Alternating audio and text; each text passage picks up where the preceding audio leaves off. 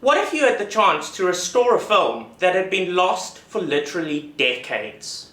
That's what those mad lads over at Vinegar Syndrome did with New York Ninja. Filmed in the 80s, and due to a bunch of problems, including the production company going bust, it was never finished. Vinegar Syndrome found the unused footage, over 8 hours of it, in their archives. They had nothing except the shooting script. No sound, nothing. And they decided to put it together to make a full movie.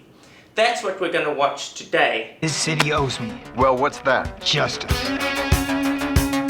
And because there was no sound, they got a host of B-movie superstars, including Don the Dragon Wilson, Into a starring role in 24 action films, Cynthia Rothrock, and Linnea Quigley, to dub over the lines of everyone in the film. Is the result worth a watch? Well, that's what we're going to find out today on Cult Action Reviews. How's it, guys, and welcome to Cult Action Reviews, where we look at the weird, the wonderful, and the downright terrible of the action film universe. Today, we're going to look at New York Ninja, a film filmed in the 80s, lost for decades, rediscovered in the 2020s, and put together for our entertainment today.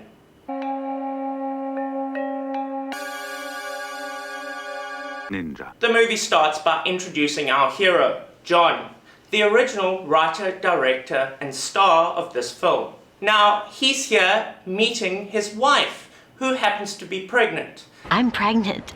Really? Seriously? We're gonna have a baby. Oh my God. And they're laying this relationship on so thick that you know for a fact she's doomed. I love you.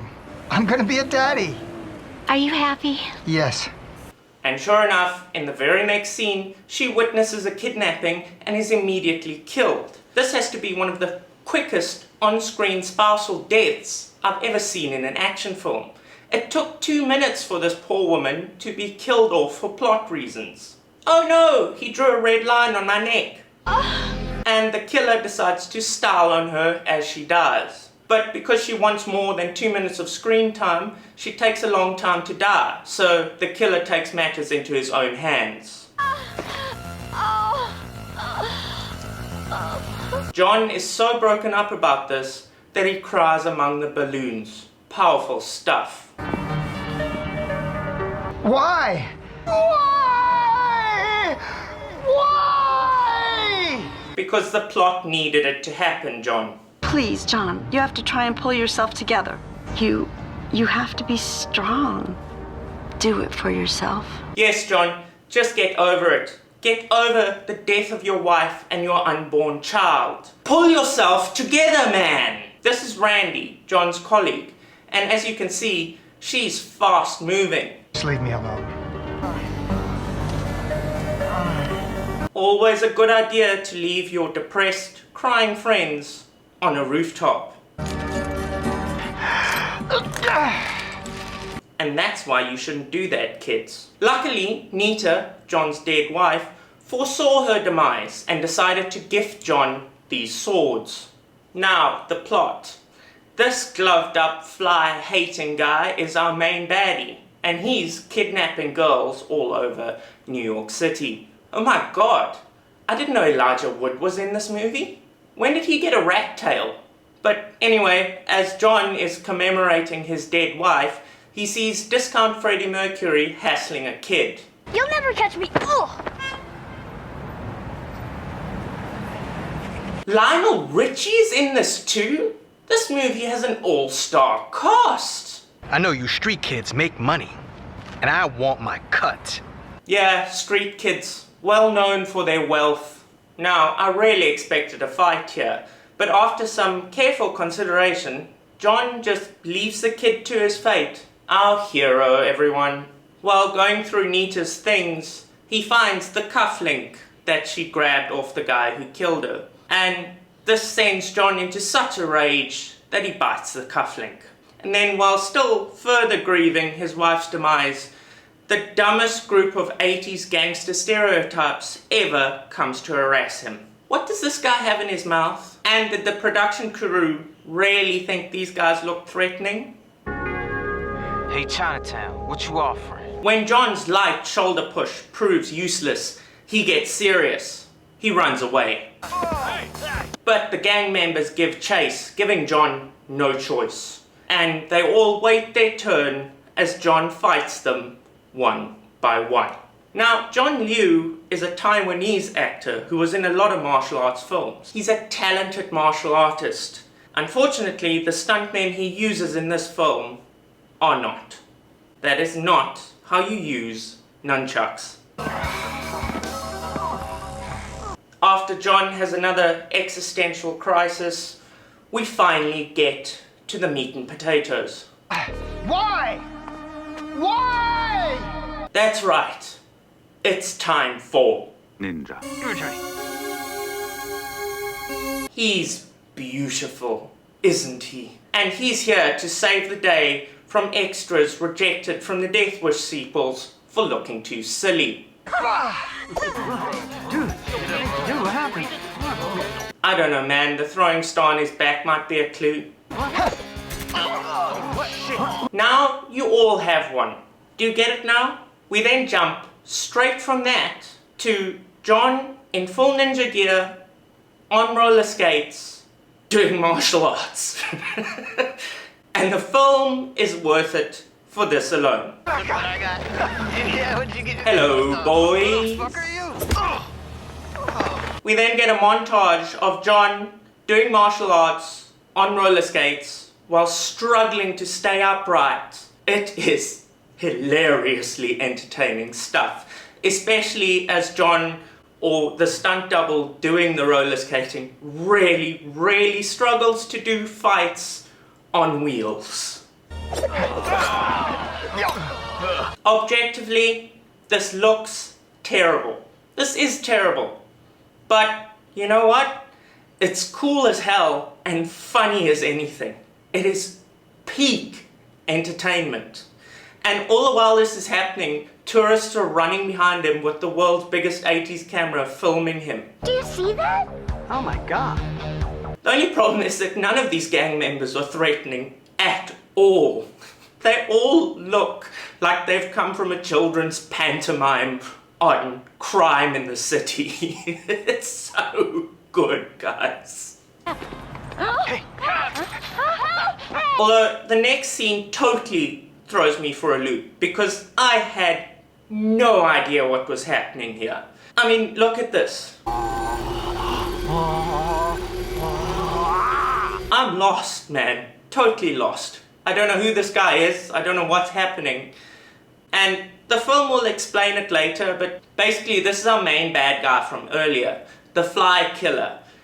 And what he's opening here is a box of plutonium, because he is somehow powered by plutonium. They actually refer to this guy later on as the Plutonium Killer. And this is brilliant. I just wish there was more context. I mean, one minute I was watching a film about a roller skating ninja, and the next, this. Okay, I have to say this. New York Ninja was cobbled together from over 8 hours of silent footage. They didn't have a script, they only had the shooting script. They didn't really have any idea how it was supposed to be put together, they had no storyboards, nothing. So the result is that some scenes lead nowhere, continuity is almost non-existent, and there are moments like this that have no context whatsoever. The production crew did the best they could, and I think the best they could is actually pretty good. Said the guy who redirected the film, Curtis Spieler. I treated the film as if a producer or someone came to me and said that they had an unfinished movie from a failed production and they needed me to figure out how to finish it. Approaching it from that perspective meant that I wasn't as concerned with trying to restore the movie to its intended vision, as it was obvious there were a lot of production issues that prevented the original version from being finished in the first place. So what they did was try to make something that the original team would have been proud of and that they themselves were proud of. Hey, I'm hungry. I'll be right back. Stay here. Although, of course, none of that explains why all of the gang members in this film wear such ridiculous costumes. Were gang members in 1980s New York well known for wearing kendo outfits? Oh my God, those guys are crazy. And I love how John's colleagues do absolutely nothing to help here. Oh no! Somebody help! But luckily John is there for another hilarious fight. Once again, I wish they'd had more rehearsal time, but at least they're hilariously funny. I mean, this guy has wooden knives, which he proceeds to drop. These gang members are farcically useless. Ah! A foot! Fear the power of the ninja foot. As bad as these fights are on a technical level, they are a joy to watch.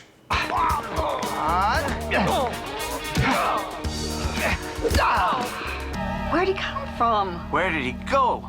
Cotton Eye Joe? And it all ends on a joke. Did I miss anything? Yes, you did. And just as I was wondering what happened to all the kidnapped girls, we're shown. This is what. All of them chained up in a dungeon to incredibly flimsy pieces of metal, plastic, I can't tell, they didn't do a very good job tying them up. But they're getting tortured by the guy who killed John's wife.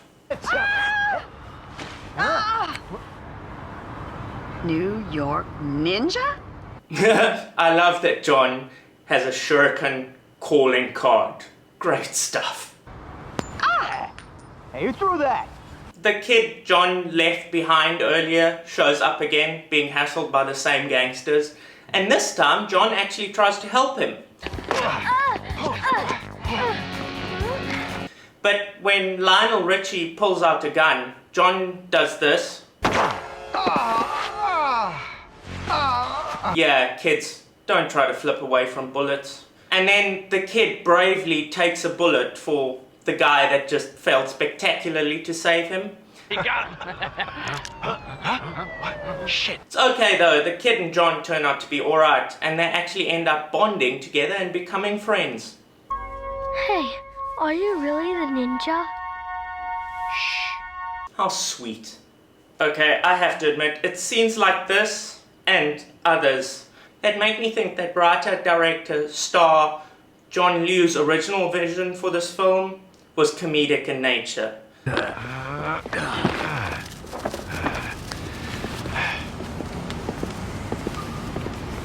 We've got stuff like the shuriken calling card, the ridiculous looking gangsters, and the funny fight scenes. I'm pretty sure John had his tongue firmly in his cheek when he was doing this film. As we spend time with John and the kid getting to know each other, we found out from a radio broadcast that crime in New York City is at an all-time low, thanks to the New York Ninja. However, crime has remained at an all-time low thanks to ninja fever, which continues to spread throughout the city. Abductions of young women are still being reported, and the body of another woman with mysterious radiation burns has been discovered. But girls are still being kidnapped, which you would think would be John's priority over fishing with the kid, but nope. Our hero. At least he has a snazzy little fishing outfit though. We also finally get context for the main bad guy, the plutonium killer. So he absorbs plutonium somehow and is hypnotizing girls somehow and killing them by melting them because he's plutonium, and he's also responsible for kidnapping all the girls for some trafficking ring. Look, I don't know, okay? The guy putting this film together in 2022, he didn't know. We will never know. But just roll with it. It's funny as hell. The bottom line is that the plutonium killer is worried that the reporters are snooping around too much and getting too close to the story.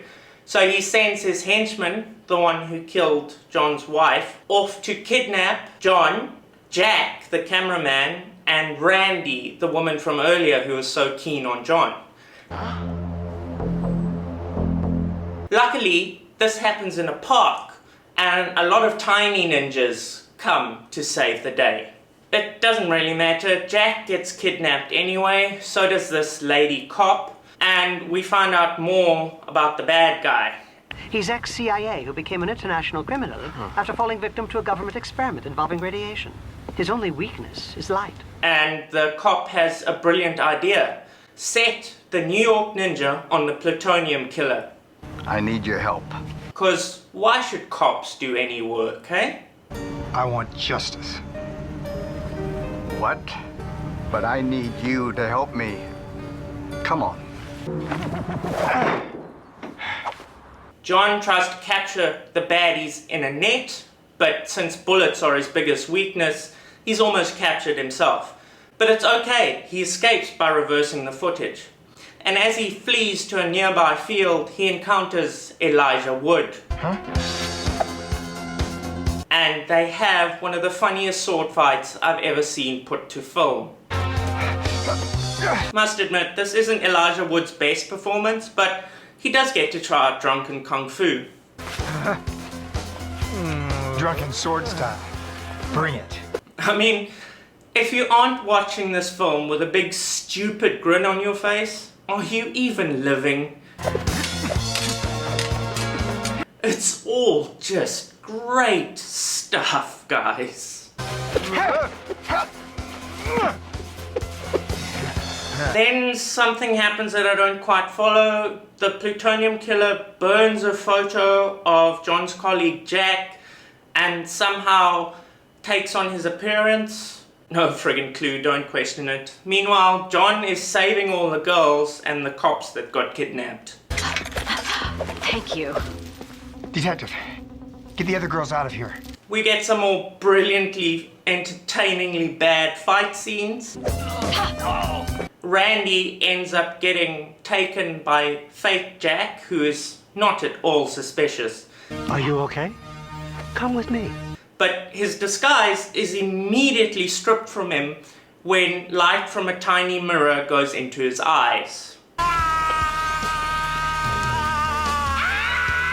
Foiled by the tiny mirror, he takes Randy anyway, making the disguise pointless. A car fight ensues, during which John styles on the car, gets dragged behind the car, and manages to jump into the boot of the car.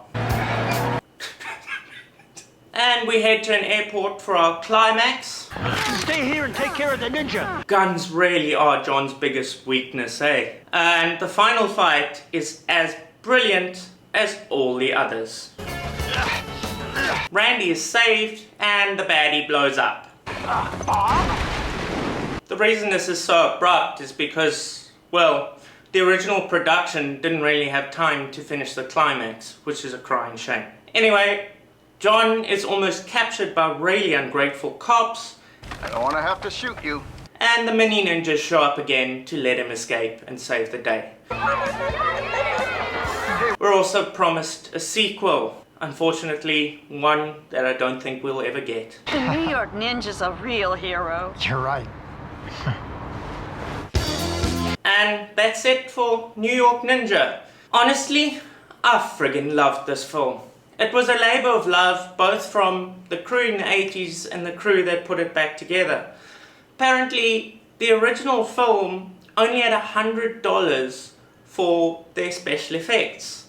And they did the best they can. People showed up on different days, they'd meet John Liu and they'd figure out what to film on the day, and things would go from there. So the guys who put this together in the first place really wanted to make this film. And they really wanted to make it entertaining. And the guys that put it together decades later did the same thing. And you know what? They succeeded. This film is great fun and you should definitely watch it. Get the Vinegar Syndrome Blu-ray. It's packed with extras and it's just the kind of film you'll watch again and again.